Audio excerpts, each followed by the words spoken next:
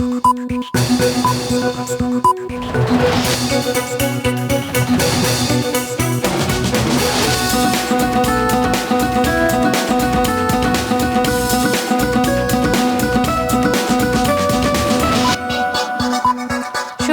স্বাগত মাছরাঙা সংবাদে। আপনাদের সঙ্গে আছি আমি সুমাইয়া সাজ্জাদ। সংস্কার ছাড়া নির্বাচন অর্থহীন বলেছেন অন্তর্বর্তী সরকারের প্রধান উপদেষ্টা ডক্টর মোহাম্মদ ইউনূস। সিঙ্গাপুর ভিত্তিক সংবাদ মাধ্যমকে দেয়া এক সাক্ষাৎকারে তিনি বলেন, গ্রহণযোগ্য নির্বাচন ছাড়া দেশের সংকট কাটবে না। শেখ হাসিনা সরকারের দুর্নীতি ও মানবাধিকার লঙ্ঘনের বিচারকে প্রাধান্য দেওয়ার কথাও জানান প্রধান উপদেষ্টা।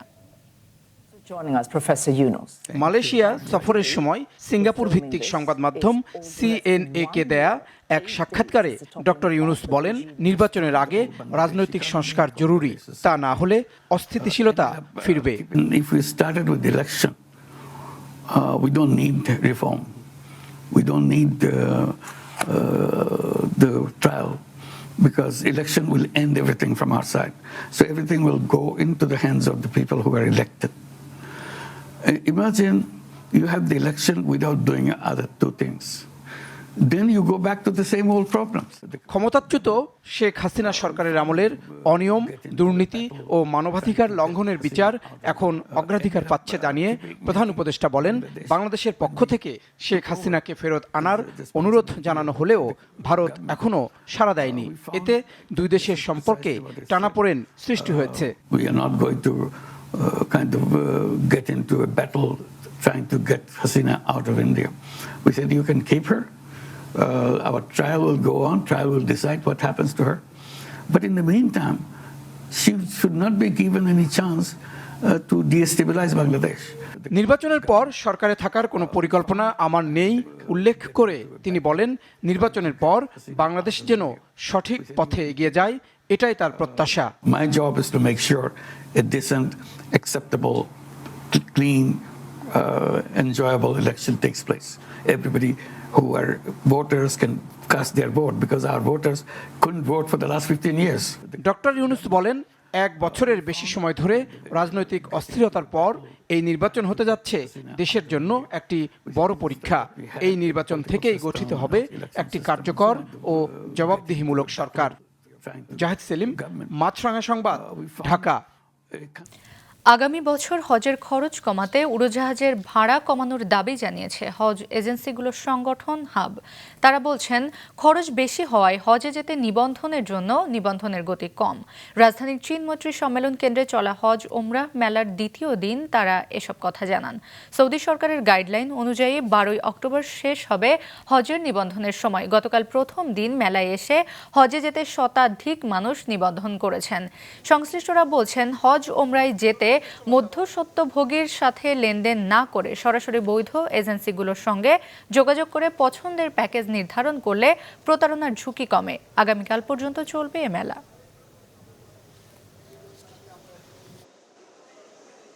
মেলার প্রথম দিনে আমাদের অনেক দর্শনার্থী মেলা পরিদর্শন করেছেন, অনেকেই বিভিন্ন এজেন্সির সাথে নিবন্ধন পাক নিবন্ধনের জন্য চুক্তিবদ্ধ হয়েছেন।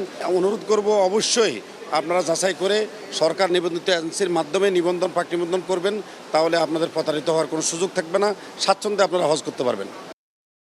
দর্শক, হজ ও ওমরাহ মেলার সম্পর্কে জানাতে চীন মৈত্রী সম্মেলন কেন্দ্র থেকে সরাসরি যোগ দিচ্ছেন সিনিয়র রিপোর্টার মাশরাক রাহাত। রাহাত, এ মেলা থেকে কি কি সুবিধা দিচ্ছে হজ এজেন্সিগুলো? সুমাইয়া, চীন মৈত্রী সম্মেলন কেন্দ্র কিন্তু আজকে মেলার দ্বিতীয় দিন। আজকে কিন্তু গতকালের তুলনায় মানুষের চাপ কিছুটা বেশি। আমি যেটা দেখেছি, অনেকেই কিন্তু আসলে মেলায় যে স্টলগুলো রয়েছে হজ এজেন্সি, সেখানে যাচ্ছেন, তারা আসলে তাদের সাথে কথা বলছেন এবং পছন্দের প্যাকেজটি আসলে বেছে নিচ্ছেন। আমার কাছে যে তথ্য আছে, আসলে এখন পর্যন্ত কিন্তু আসলে মেলায় প্রায় 100-র মতো মানুষ কিন্তু মেলায় এসে আসলে হজে যেতে নিবন্ধন করেছেন। এবং হজ এজেন্সিগুলো যেটি বলছে, মেলায় আসলে যেটি হচ্ছে সেটি হচ্ছে কোনো ব্রোকার কিংবা মিডলম্যান ছাড়া সরাসরি কিন্তু এজেন্সিগুলোর সাথে যোগাযোগ করে প্যাকেজ বুকিং দেওয়া যাচ্ছে। আপনি যদি জানতে চাচ্ছিলেন আসলে মেলায় কি সুবিধা পাওয়া যাবে, হজ এজেন্সিগুলোর মহাসচিব আমাদের সাথে আছেন, আপনি একটু বলবেন আসলে এই মেলার উদ্দেশ্যটা কি, আসলে কি ধরনের সুবিধা আসলে মেলায় আসলে মানুষজন পাবেন? ধন্যবাদ। আমরা সকলেই জানি যে আমাদের দেশের সাধারণ নিরীহ হজযাত্রীগণ ফেসবুক, বিভিন্ন সোশ্যাল মিডিয়া, সটকদার বিজ্ঞাপন দেখে লাইসেন্সবিহীন দালাল, পড়িয়া এবং যে আমাদের মধ্যস্বত্বভোগী তাদের প্রলোভনে তারা প্রতারিত হন, টাকা পয়সার আত্মসাৎ করে তাদের হজ নিশ্চিত হয় এবং অনেকে সৌদি আরব গিয়েও প্রতারিত হন, তাদের কাঙ্ক্ষিত সার্ভিসটা পান না। আমরা এই মেলার মধ্য দিয়ে হজ যাত্রীদের সাথে হজ এজেন্সি যারা সরকার নিবন্ধিত হজ এজেন্ট তাদের সাথে একটা সম্পর্ক স্থাপন করার চেষ্টা করেছি। গতদিন মেলা উদ্বোধন হয়েছে, আমরা অপ্রত্যাশিত সাড়া পেয়েছি। যেটি আসলে ওনারা বলছিলেন সেটি হচ্ছে মেলায় আসলে আসলে প্রতারণার ঝুঁকি কমবে, আসলে মানুষজন তাদের পছন্দের প্যাকেজটি সরাসরি এজেন্সির সাথে কথা বলে বেছে নিতে পারবেন। সুমাইয়া, ধন্যবাদ রাহাত। হজ ও ওমরা মেলার সম্পর্কে জানালেন সহকর্মী মাশরাক রাহাত। রাজধানীর বাজারে সব ধরনের সবজির দাম কেজিতে বেড়েছে 10 থেকে 30 টাকা পর্যন্ত। সপ্তাহের ব্যবধানে অধিকাংশ সবজি বিক্রি হচ্ছে 80 থেকে 100 টাকা কেজিতে। কাঁচামরিচের দাম কেজিতে 30 টাকা বেড়ে বিক্রি হচ্ছে 180 টাকায়। বিক্রেতারা বলছেন কয়েকদিনের বৃষ্টি মৌসুমের শেষের দিক হওয়ায় আড়তে সবজির যোগান কম, তাই দাম বেড়েছে। এছাড়া পেঁয়াজ বাড়তি দামে 80 টাকা কেজিতে বিক্রি হচ্ছে। ব্রয়লার মুরগি কেজি 170 টাকা আর সোনালী মুরগি বিক্রি হচ্ছে 320 টাকা কেজিতে। ডিমের ডজন 140 টাকা।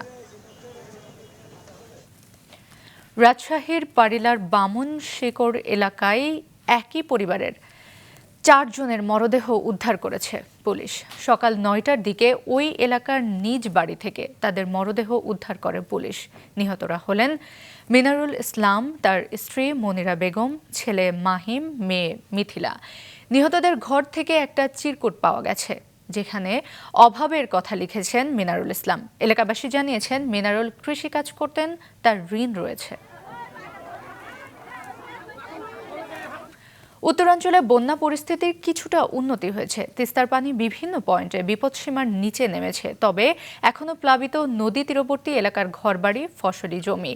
গেল 24 ঘন্টায় তিস্তার পানি কাউনিয়া পয়েন্টে বিপদসীমার 11 সেন্টিমিটার ও ব্যারাজ পয়েন্টে 23 সেন্টিমিটার নিচ দিয়ে প্রবাহিত হচ্ছে। গাইবান্ধায় নদ নদীর পানি বৃদ্ধির কারণে সুন্দরগঞ্জ, ফুলছড়ি, সাঘাটা ও গাইবান্ধা সদর উপজেলার চরাঞ্চলের পানি উঠতে শুরু করেছে। এদিকে ভোলায় মেঘনা নদীর পানি বৃদ্ধি অব্যাহত রয়েছে। ভোলার ইলিশা ফেরিঘাট ও লঞ্চ ঘাটের চলাচলের রাস্তা তলিয়ে রয়েছে।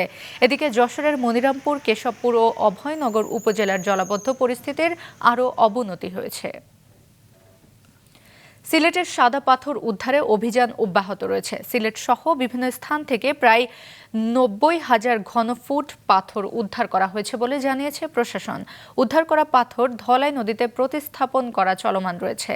রোববার জেলা প্রশাসনের গঠিত তদন্ত কমিটি প্রতিবেদন দাখিল করবে। এতে মোট ক্ষয়ক্ষতির পরিমাণ জানা যাবে। এদিকে র্যাব 11, জেলা প্রশাসন ও পরিবেশ অধিদপ্তরের অভিযানে গতরাতে ঢাকার ডেমরার সারুলিয়া এলাকা থেকে আনুমানিক 40,000 ঘনফুট আস্ত ও ক্রাশড পাথর জব্দ করেছে। অবৈধভাবে উত্তোলিত এসব পাথর স্থানীয় দয়ার বাজার, কলাবাড়ি ও ভোলাগঞ্জের 10 নম্বর ঘাটে জমা করে বিভিন্ন ক্রাশার মেশিনে পাঠানো হতো বলে জানা গেছে। আন্তর্জাতিক। যুক্তরাষ্ট্রের প্রেসিডেন্ট ডোনাল্ড ট্রাম্পের সঙ্গে রুশ প্রেসিডেন্ট ভ্লাদিমির পুতিনের বৈঠক আজ। স্থানীয় সময় শুক্রবার আলাস্কার অ্যাঙ্কোরেজে সকাল 11টায় এই বৈঠক অনুষ্ঠিত হবে। দুই নেতাই বৈঠকের প্রস্তুতি নিচ্ছে বলে জানিয়েছে সংবাদ মাধ্যমগুলো। বৈঠকে সবচেয়ে বেশি গুরুত্ব পাবে ইউক্রেন যুদ্ধ বন্ধ ইস্যুটি। 6 বছরের মধ্যে প্রথমবার পুতিনের সঙ্গে বৈঠকে বসতে যাচ্ছেন ট্রাম্প। একান্ত এই বৈঠক নিয়ে পুতিন সতর্ক থাকবেন বলে আশাবাদী ট্রাম্প। দ্বিতীয় মেয়াদে প্রেসিডেন্ট হিসেবে পুতিনের সঙ্গে ট্রাম্পের এটি প্রথম সরাসরি বৈঠক হতে যাচ্ছে। খেলার খবর। আজ থেকে শুরু হচ্ছে ইংলিশ প্রিমিয়ার লিগের নতুন মৌসুম। উদ্বোধনী ম্যাচে বাংলাদেশ সময় রাত 1টায় বোর্নমাউথের বিপক্ষে খেলবে বর্তমান চ্যাম্পিয়ন লিভারপুল।